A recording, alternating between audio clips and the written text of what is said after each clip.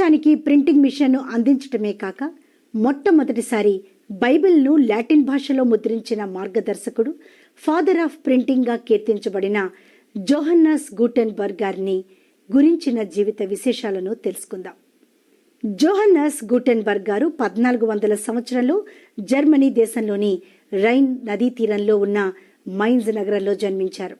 వృత్తిరీత్యా వీరి కుటుంబం కంసాలి కుటుంబానికి చెందినవారు. కానీ వారి కుటుంబం మైన్స్ నగరం నుండి ఫ్రాన్స్ దేశంలోని స్ట్రాస్బర్గ్ నగరానికి వలస వెళ్లారు.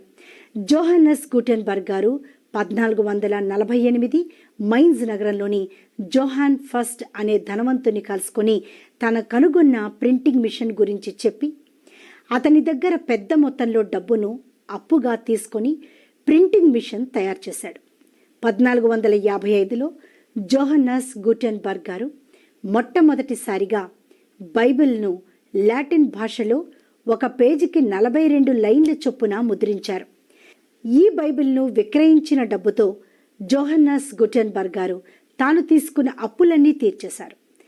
ఏది ఏమైనా జోహన్నస్ గూటెన్బర్గ్ గారు కనుగొన్న ప్రింటింగ్ మిషన్ వల్ల పుస్తకాలు ముద్రించబడటం, సాహిత్యం ప్రజలందరికీ అందుబాటులోనికి రావడం, వీటితో పాటుగా బైబిల్ కూడా ముద్రించబడటంతో క్రైస్తవ ప్రపంచానికి ఎనలేని సేవను జోహన్నస్ గూటెన్బర్గ్ గారు అందించారు. ప్రపంచానికి ప్రింటింగ్ మిషన్ అందించటమే కాక బైబిల్ను ముద్రించి క్రైస్తవులకు అపురూప కానుకగా అందించిన జోహన్నస్ గూటెన్బర్గ్ గారు 1468వ సంవత్సరంలో ఫిబ్రవరి 3న తన నిత్య విశ్రాంతిలో ప్రవేశించారు. వీరి పరిశోధనా జీవితం మనందరికీ ఆదర్శం, మార్గదర్శకం.